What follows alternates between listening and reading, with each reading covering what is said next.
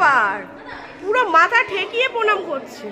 উড়িয়ে বাবা, সারা বছর পড়াশোনা করব না, কিন্তু পাশ করিয়ে দিতে হবে।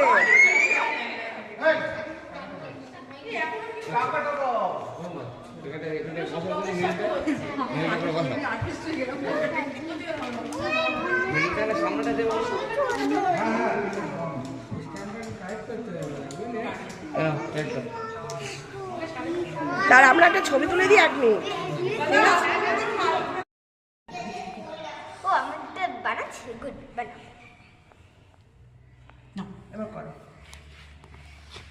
রিতা, সবাই বসে করছে, তুমি বসে করো।